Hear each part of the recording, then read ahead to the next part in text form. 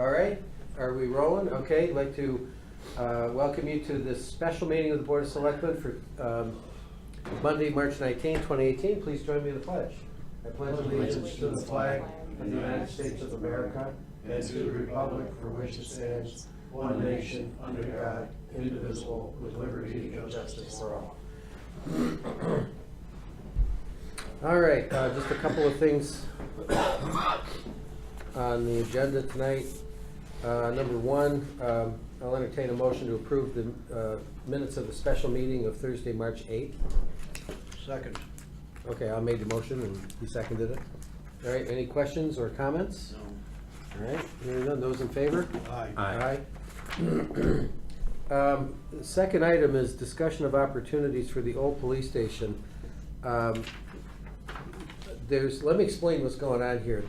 We were, Janice Christianic, our EDC, Economic Development Director, was approached several months ago by a gentleman who wishes to make an offer on the station.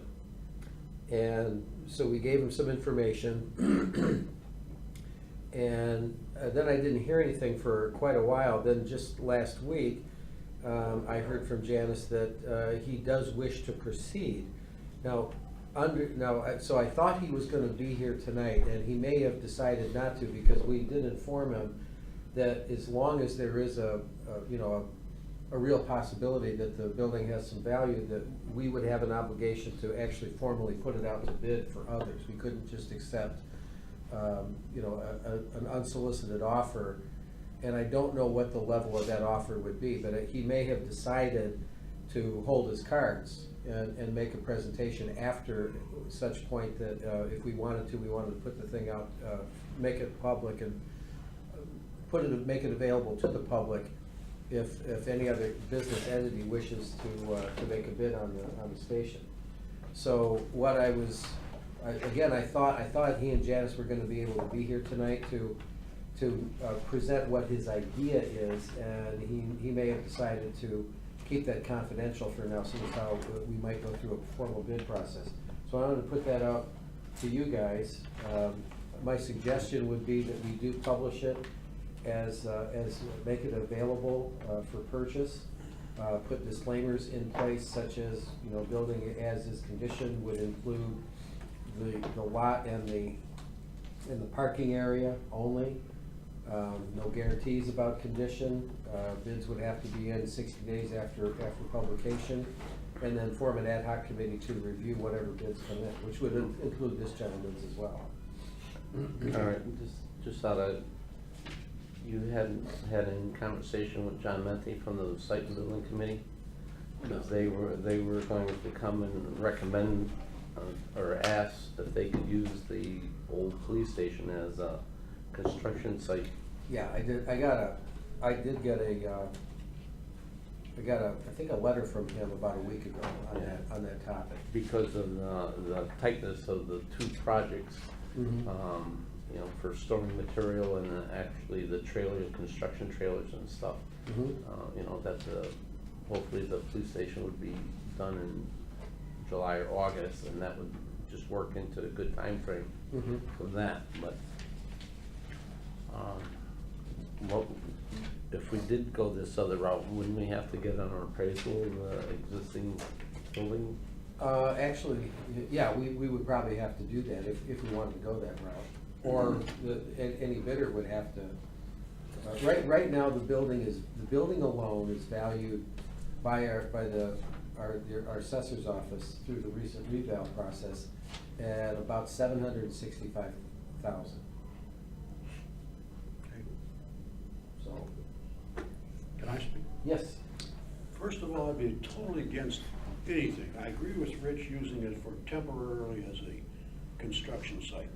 Secondly, okay, we have enough sort of water sewerage problems on and off.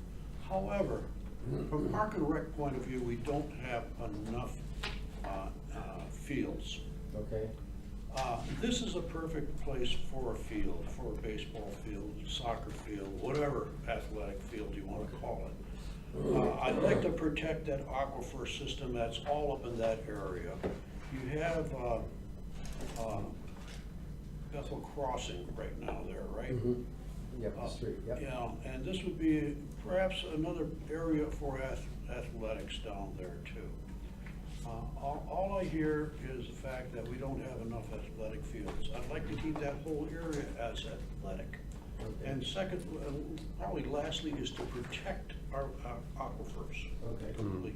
That's a big thing right there. Yeah, it is, you know, and you know, $750,000 to the town, I wanna think long-term, 10 years, 15 years from Okay.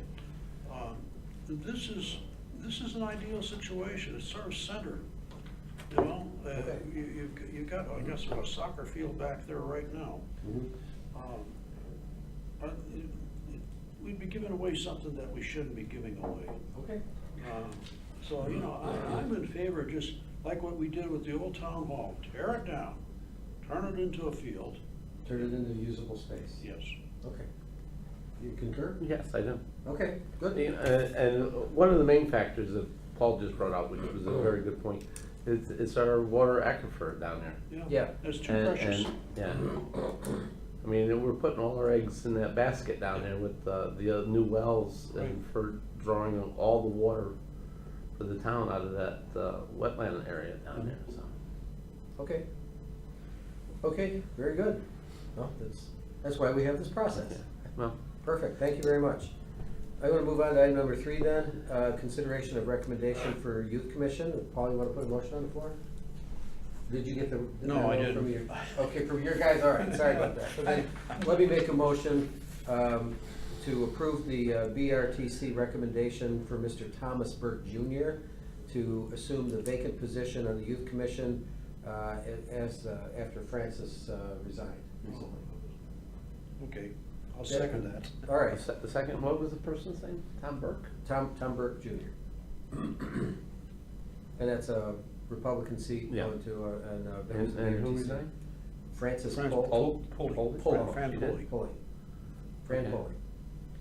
Okay, those in favor? Aye. Aye, that carries. Last is, I want to set a public hearing date for that fine ordinance that we reviewed. Yes. The last one. So I'm gonna make a motion that we set the public hearing date for May 1st, 2018 at 6:30 PM in Meeting Room A. Second. Okay, yes? Marty. I wouldn't advise that. And that would be Why? like, Well, I spent some time going in greater detail, and I think that they have, at least from what I could find, that they've mixed apples with oranges, and you can't do that. can't do Like, what? well, they're relying on mainly one section that talks about you have the ability to, let me see if I can find it. You mean they, the zoning department would not have, doesn't have the ability to fine violators, is that it?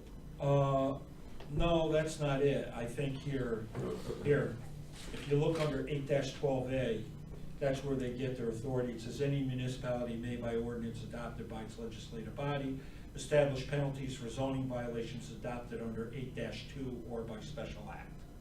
Well, what they have in there is not all 8-2. That's what I'm getting at. It's not all zoning regulations. Like they've got inland wetlands mixed in here. Oh, And the okay. problem is if you look at our own, well, let me go over my list here. First thing it says, they have regulations for aquifer protection regs. And we have that under our chapter 116 of our regulations. And in there, it states, and it's also in the state statute, it sets forth the penalties, and it's in the jurisdiction of the court, not the town. Not the town, okay. Right, and the wetlands, similar, under the state statute, it goes on and it talks about the Superior Court shall have the jurisdiction to assess civil penalties pursuant to this section. Mhm. So that's two things that I think could be a problem, all right? And then the other thing that I have a problem with is the enforcement of fines for zoning violations per se. And the reason why is this: if you have an order that's issued by the zoning enforcement officer against somebody that's saying they can't do what they're doing, or the opposite, that they rule that they can do it, well, you have a right to appeal to the zoning board of appeals to get that overturned. Are we gonna have this procedure out here where we're gonna try to find this guy in the meantime when somebody's over here possibly trying to overturn it? We could have a conflict there. I don't wanna see that happen. So I think that needs to be worked out too.